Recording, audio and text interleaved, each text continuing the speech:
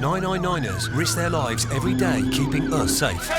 You're putting yourself out there to help other people at their most precious time of need. But all too often, they're abused and attacked. Their house is on fire and they're attacking us. I was standing up with her hands around my throat. These personal attacks on police, paramedics and firefighters are at an all-time high. He's telling me, I'm going to kill your wife and I'm going to kill your family and I'm going to kill you. Leaving them traumatised and unable to work. How do you come to terms with knowing that you can't go and do the job that you love? But while the violent criminals responsible are hunted down and brought to justice, our protectors fight to get well and back on the job. We kept people safe, we put away the bad guys. I'm not going to let some man ruin it for me. This is my future, this is what I enjoy doing. Ready to face the next critical incident.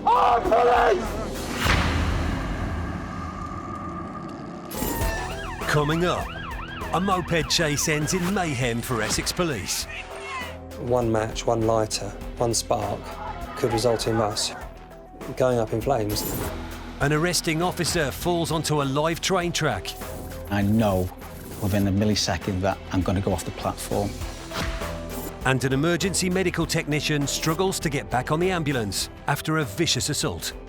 Put on the uniform and it would bring it back and I would just end up crying.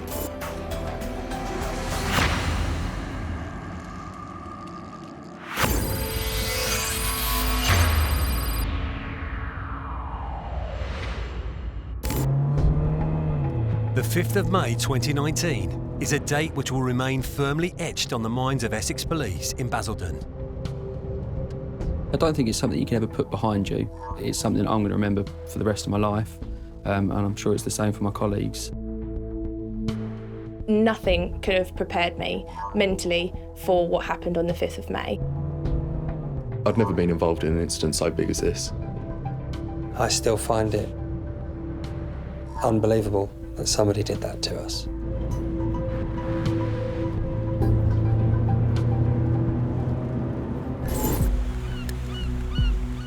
Canvey Island, Essex.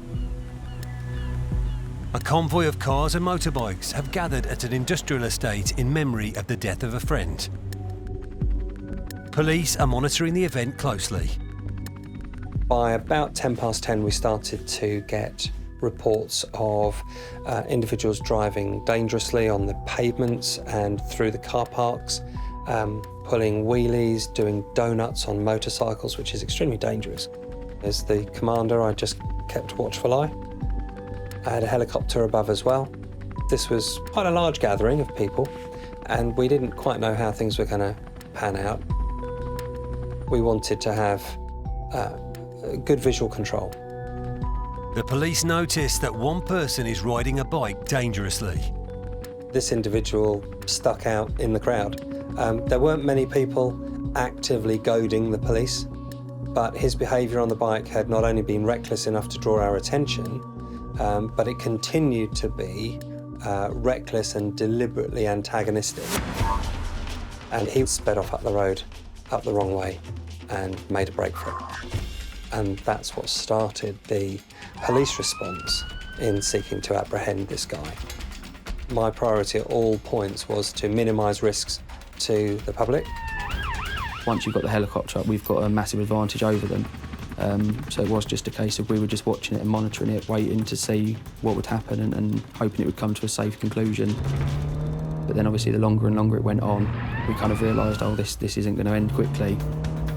There's nothing good about driving through an underpass at speed where vehicles don't go, it's only pedestrians. We followed him. He knew the helicopter was above him. You don't get away from the police that easy. After an 8-mile pursuit, the police have him cornered.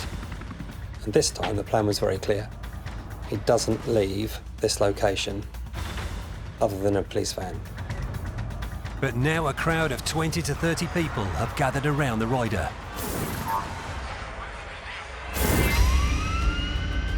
The crowd were very hostile towards the police. You could hear them sort of like blocking him off, not wanting the moped rider to be arrested, as you can expect. Chief Inspector Baldwin decides to move in slowly and arrest the offender.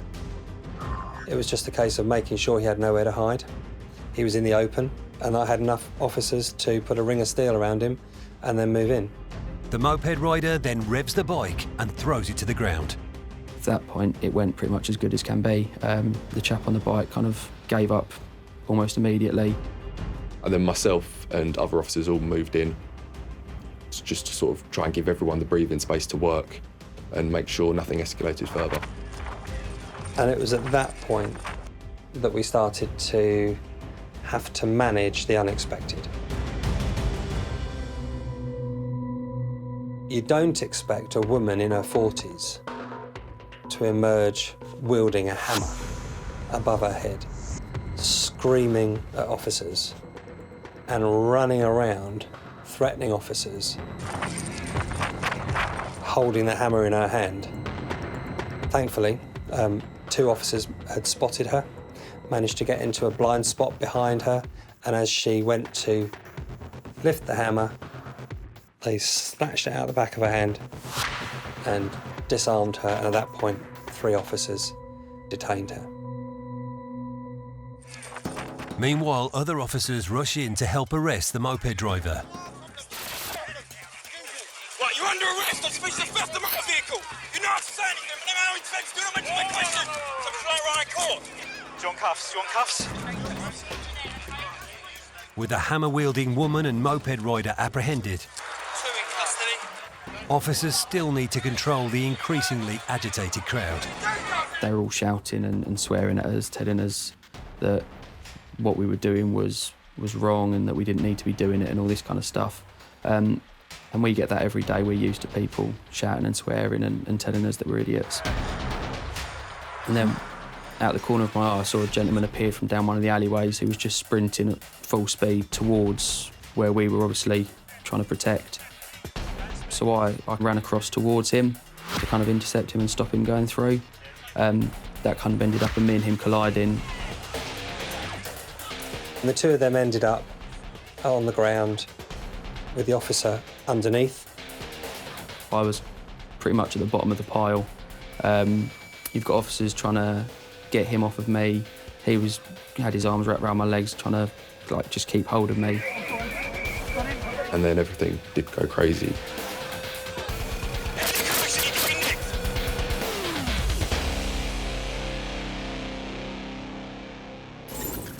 Later, things spiral as another man joins the attack, using petrol as a weapon. Going through my head was just panic.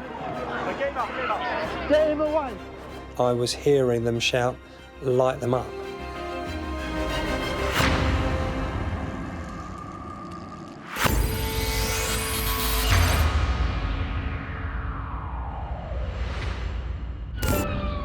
Across the country, police forces honour courage and bravery with special awards and notices. Please, if you call, I will try my best to get you some backup. And James Stone picked up many over his career as a police officer. Each one of them has got its own story and it's my history, it's part of my history. That one was myself and 3 other colleagues dealing with a firearms incident. It was reported of a male that was running amok up and down Macclesfield. He'd had a gas-powered ball-bearing gun and he'd been shooting people randomly with this gun. And as a result of that, there was a member of the public that was shot in the throat, and we managed to get hold of the male, and he's been arrested and subsequently went to prison for his actions. I'm proud of the commendations. You know, it's part of my duties as a police officer.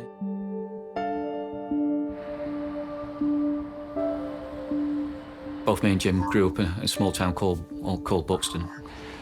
He then joined the job about 18 months after me, sort of reconnected from that point. As a police officer, he was just always proactive. He's not one of those that would sit in the station, always walking around the estates, always skulking about in alleyways. And that's always been common knowledge. The criminals used to hate Jim in Knutsford in particular. But this determination to catch criminals would put James's life in danger. In 2018, he was working on an undercover drugs operation when he was informed that a suspected drug dealer was on a train heading to Knutsford. So Jim being Jim, he decided to get the rest of his team together and said, look, we're going out and we'll see if we can find this lad. It was the 26th of June 2018, and myself and 2 colleagues, and on that day we were in plain clothes and we were waiting for the suspect to arrive off the train. He was a local suspect. We had intelligence that he was dealing drugs to school children on the train and at the train station. So one of my colleagues was by the steps. Another colleague was beyond me by the exit point.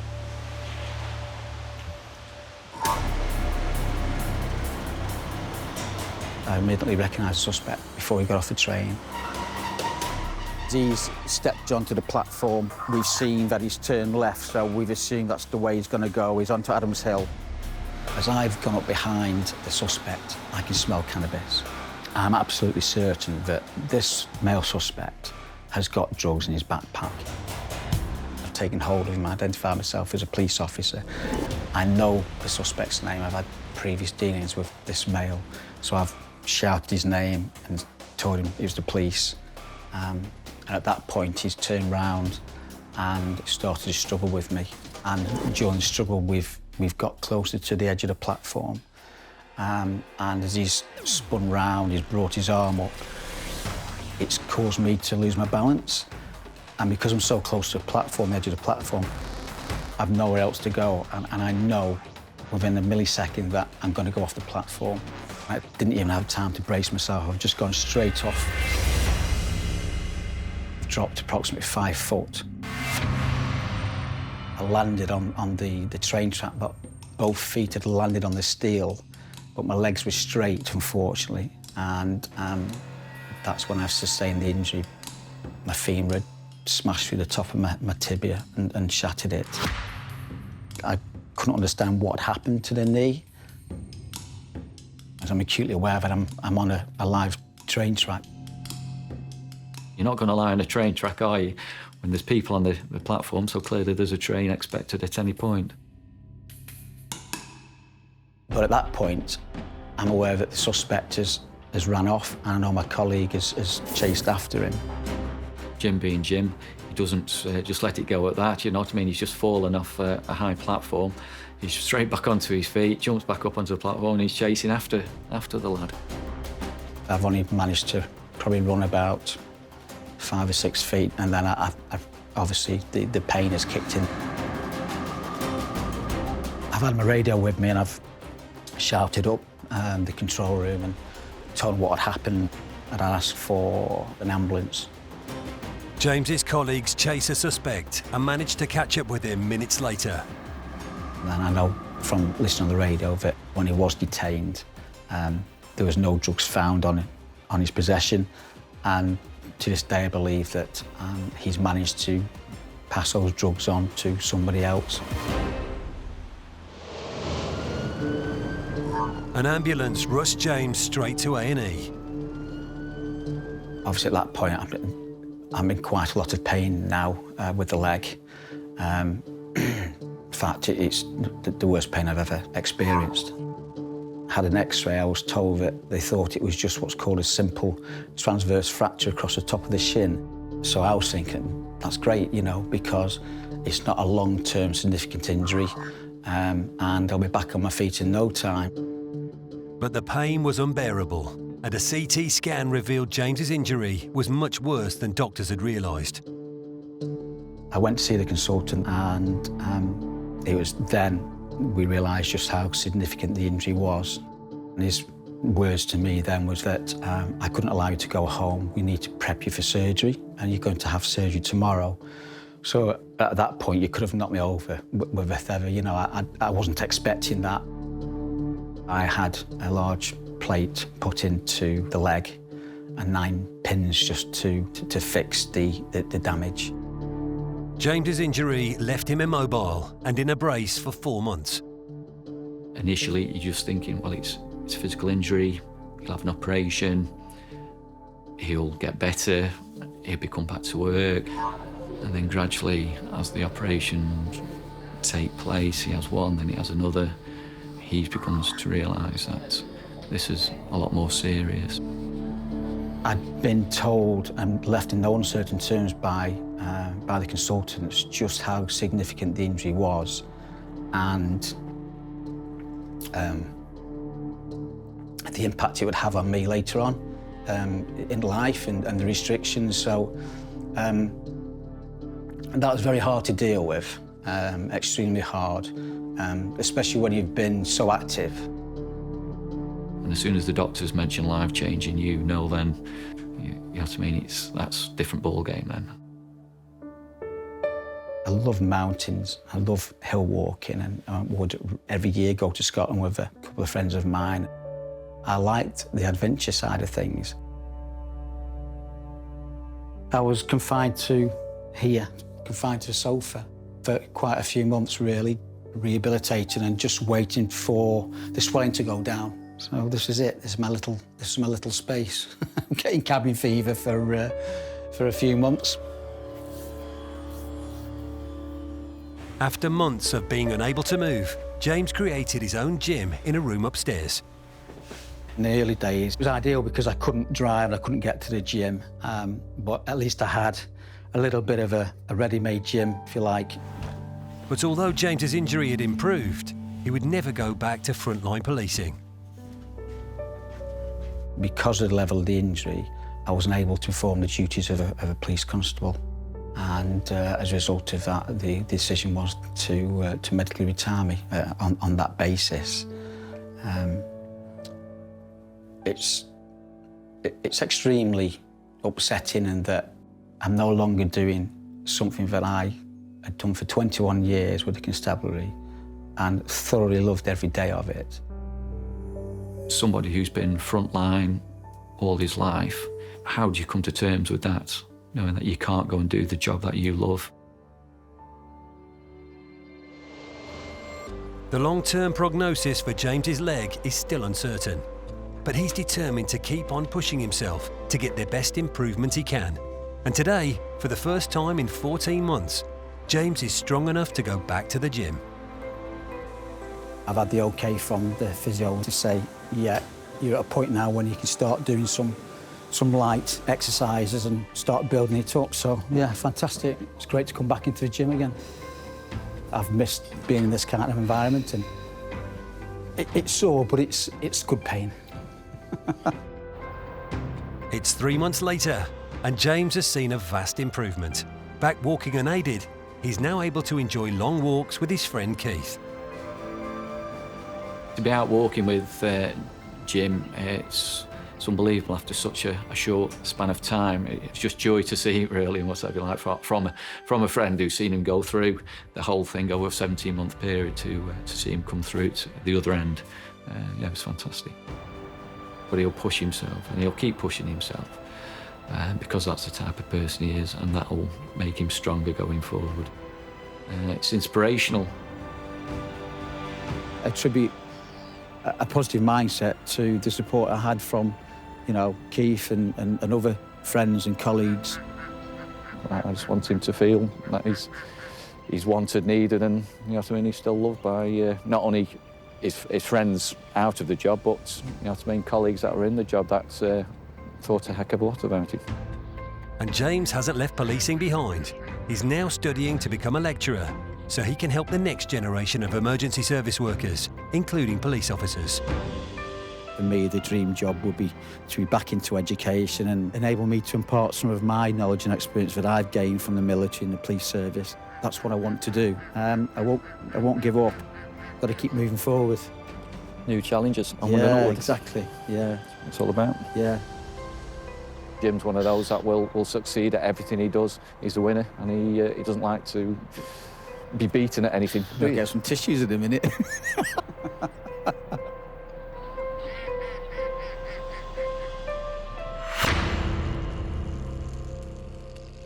Still to come, Police in Essex fear for their lives when a violent criminal sprays them with petrol. I heard the emergency assistance call being put up and my heart just sank.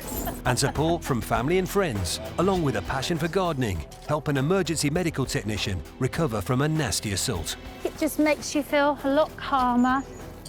There's a sense of the future, I think, about it.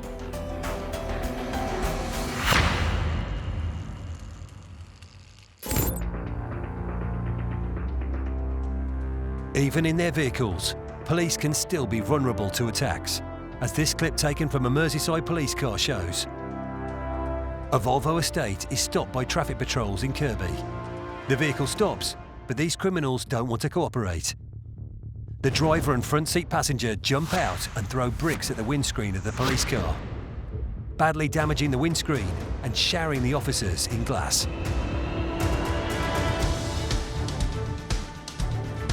The Volvo makes off at speed and the police give chase. The driver is desperate to get away, driving recklessly and putting the public in grave danger. The Volvo is pursued around the Kirby area, but is eventually lost on the M57. But these violent individuals don't get away that easily. Following extensive inquiries, the offenders are identified, arrested and charged. Both offenders pleaded guilty. The driver was convicted of affray, dangerous driving and disqualified driving.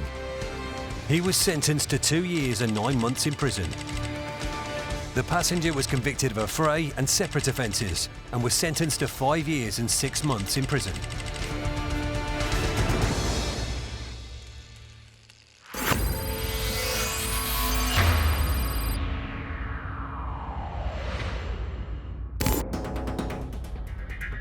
In Essex, police have chased a dangerous driver on a moped into a local estate. Right, you're under arrest. I'm supposed to theft the motor vehicle. They've arrested 2 people and are struggling with a third when things take an even darker turn. It was while we were trying to get control of this gentleman who had run out of the middle of nowhere that this other chap has appeared with the watering can. A man carrying a large watering can sprints over and throws the liquid over the faces of nearby officers. PC Cuts steps in to fend off the attacker. I didn't know what was in the watering can. It could have been anything. Initially, my first thoughts were it was probably acid. But sort of as I got nearer, I could smell like this petrol. So I've sort of fumbled around to get my baton out, but once I've eventually got it, so I've put it behind my head and then just struck him, like in line with our training. So it's not just a random act of sort of violence, it's a controlled measure that we're taught to use to sort of get people away from us and create a safe distance. It wasn't until the smell kind of hit us that everyone realised what that actually was. Initially it just felt like stinging. You could feel like tingling sort of all down my front where the petrol had gone. And then obviously you've got people shouting petrol, petrol. Because obviously we had officers with taser there. There's obviously the consideration for the tasers could spark and ignite the petrol.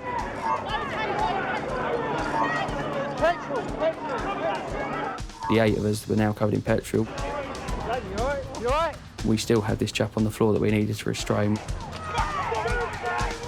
We still had a crowd that needed to be kind of controlled. And obviously we still had the chap who had just poured petrol on us. We didn't know where he was or if he was now going to try and set us on fire.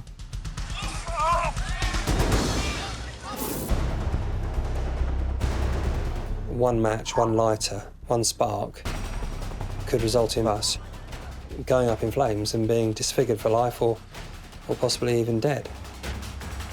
We could hear the crowd saying all sorts of things, like saying who's got matches, who's got a lighter, set them on fire.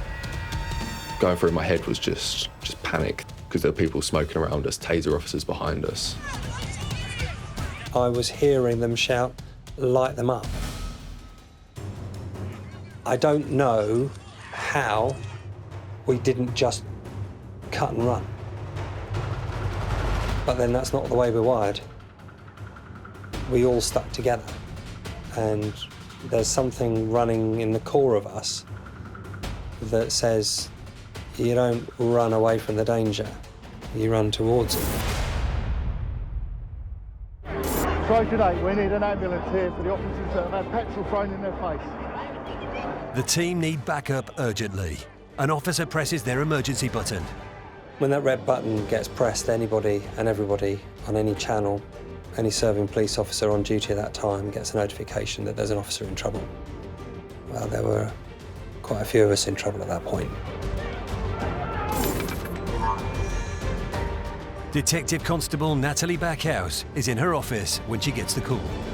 I heard the emergency assistance call being put up, and I can't recall his exact words, but it was something similar to, just get everybody here. And hearing those words, my heart just sank. We needed the team around us to make decisions for us at that point, because we'd been taken to a place where we'd never had that done to us before. Everybody in the office just bundled into the car. We drove there quick as we could. There was noise, there was activity, there was banging, crashing. We were on the top of a car, people were on the ground, people were in pain.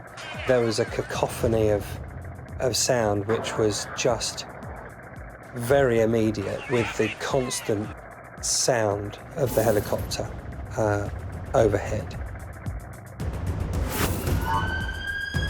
Backup officers arrive at the scene. It's something that no one's ever, well, no, I'd certainly never experienced before or heard of before, but everybody kind of just knew what to do straight away. Obviously, the guys who had been covered in it the worst, who got it in their eyes and their mouths, who had fallen to the ground, officers straight away went over to them, helped them up and just took them out of the situation and started giving them first aid.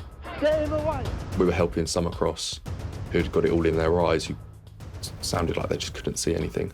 And their faces were red, their eyes were just stinging. We had members of the public coming out, offering saucepans and kettles full of water, helping them rinse their faces off and stuff like that. I immediately started washing off my arms, which were burning at that point. My head was burning and down the back of my shirt. So at that point, I basically just got a bucket of water poured over my head to try and to wash off the worst of it. When we got there, there was officers everywhere, emergency services staff everywhere. Fire crew turned up and they obviously washed us down with their hoses and stuff after the members of the public had kind of given us initial first aid. The ambulance crews turned up and checked us over. But all the while all that was going on, you've still got the crowd there who are still obviously causing issues. At any point, it felt like it could flare up all over again. Something could just set it off again. Later, as more backup officers arrive, the situation is brought under control. It was very reassuring to see about 90-odd officers turn up to help us.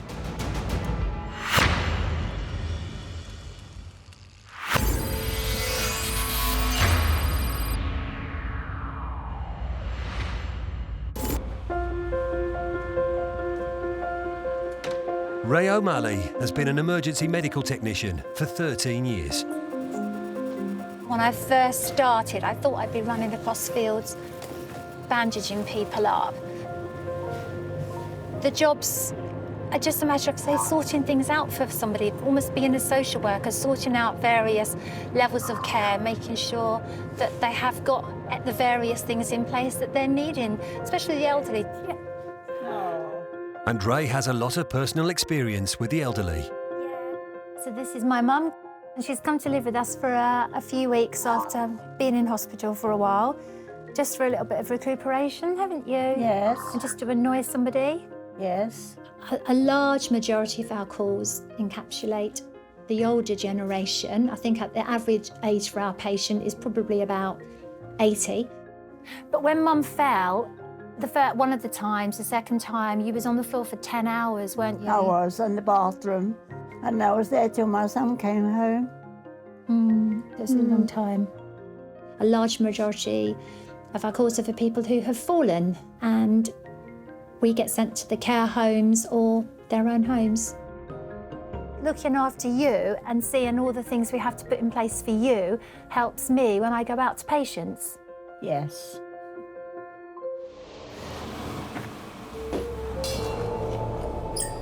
Ray loves being able to help people in her job.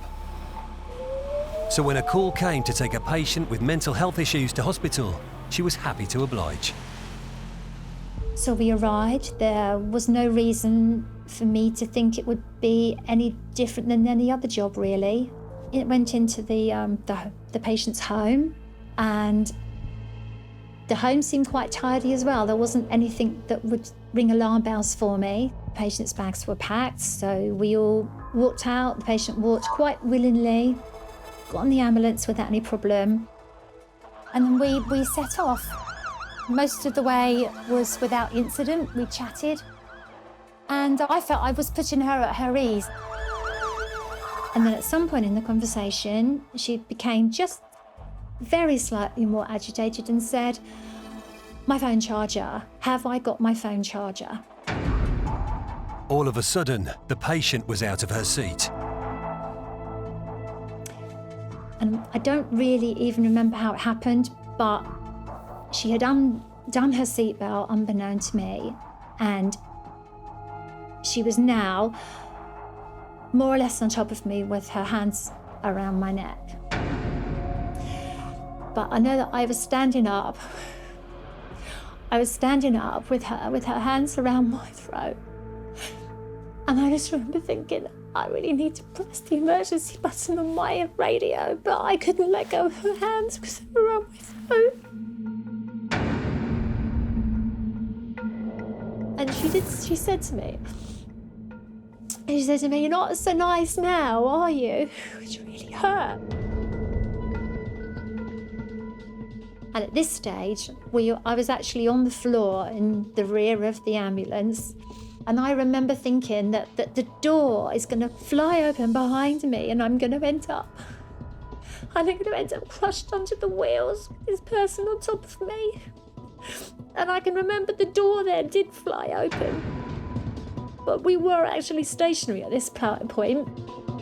Luckily for Ray, the police who had been at the patient's house were following behind the ambulance. The policeman that was travelling behind had seen the blue lights that my colleague had put on. He grabbed her. I fell out the back of the ambulance. And then a lot of police arrived, and they all jumped in the rear of the vehicle. I couldn't breathe, so I was hyperventilating. So I was just breathing and breathing and breathing, and half staggering down the road. The next step was to actually transport her still to hospital.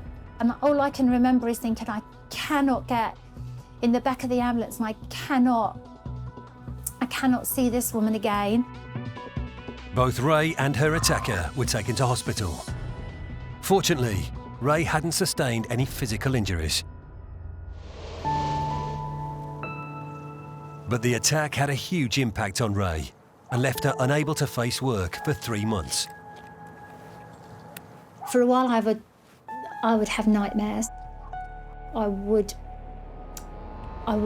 dream that it was happening. I had trouble in confined spaces. I was very reluctant to go inside lifts. And I think this was all to do with the fact that I perhaps saw the ambulance as a confined space that I couldn't get out of. Due to her mental illness, no charges were brought against the attacker. It was just really, really hard to go back, and I couldn't put on the uniform without crying. She did seem very upset. After the incident, there were a few times when you could actually see that she wasn't happy in coming into work. And it turns out it wasn't. I didn't feel confident in my ability to talk to people anymore. I had to go to a therapist and pretty much relive it and talk it over. As well as therapy, Ray found gardening a great healer during her time off. As time passes, you don't think about things that have happened, and I think it just makes you feel a lot calmer. And you know that when you plant things, they're going to be bigger, they're going to have grown. There's a sense of the future, I think, about it. Definitely moving forward. I think of it less and less. That's the big change, I think. I think about it less and less. I don't feel worried about putting my uniform on. I don't feel worried about going into work. And there's so many lovely patients. There's so many lovely patients. The way in which Ray has come back to work, it's a credit to her.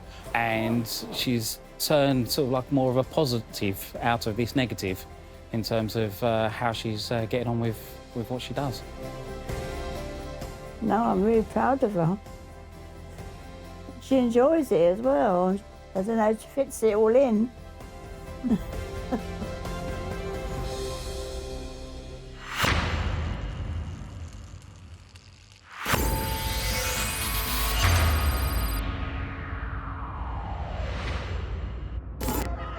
In Essex, police officers have been attacked and doused in petrol. I remember thinking, what the heck's going on? What am I meant to do now? Backup has arrived to scenes of chaos. There was quite a large crowd, even still at that point after the incident had happened, where members of the public were being vocally abusive towards officers. It was an awful situation to be in, but you just got to put on a brave face and stay calm. There were quite a few police cars now with officers they were just constantly turning up blue lights. The situation is finally resolved and several people are arrested. 2 officers are taken to hospital and the rest of the team return to the police station to give their statements. That was an eye-opening experience. I mean, it's not normal for police officers to take statements from police officers. And to be, I suppose, invited into the mindset of those victims at that time, it was chilling. And I found myself close to tears on several occasions writing those statements. That was an experience that I won't forget.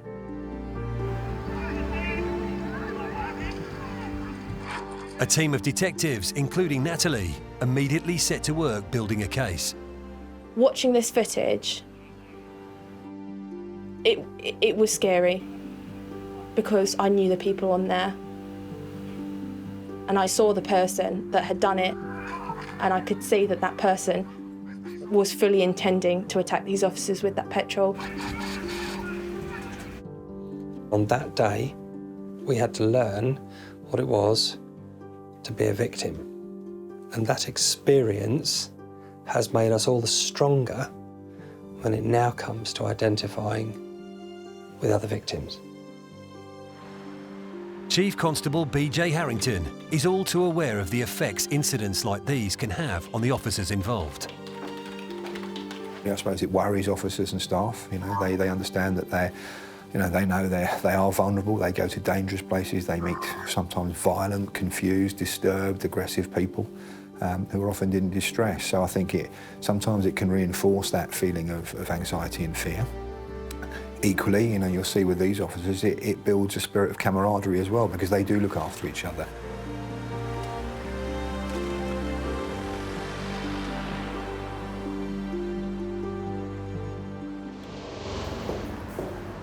Five months after the incident, the case was in court. Coming into court is always a daunting experience, even for detectives and officers that come all the time. Throughout the trial of the co-defendant, it was quite daunting because we didn't know what the verdict was going to be. The driver of the moped was convicted of driving a motor vehicle dangerously. He was disqualified from driving for 12 months and was also fined. The individual who waved the hammer was convicted of possession of an offensive weapon. She received 9 months in prison, suspended for 18. The man who threw the petrol was convicted of 8 counts of administering a noxious substance with intent to cause injury. He was sentenced to 3 years and 9 months in prison. The judge awarded the maximum sentence that she could for the offence that was charged and for which he was found guilty. And I think that speaks a testament to the court supporting us. This courthouse is basically the place where justice was sentenced. If it ever crosses anybody's mind to throw petrol over police officers or emergency workers in the future, all I can say is pack your toothbrush when you go to court. because you'll be going to prison. My advice to you is don't do it. It is good that we can just show that, yes, we understand what's happened here, but it hasn't changed us. Today, 3 of the officers are returning to the scene together, getting some closure on the events of that day. This will be the first time I've gone back to the actual scene of the incident since the day back on the 5th of May. I went back once, but yeah, it's a strange experience going back. It made me feel like just weird inside. It's pretty much impossible to drive past it or go past it without thinking back to that day and remembering what happened. You get flashbacks and just remember the things that people were saying and what could have quite easily have happened.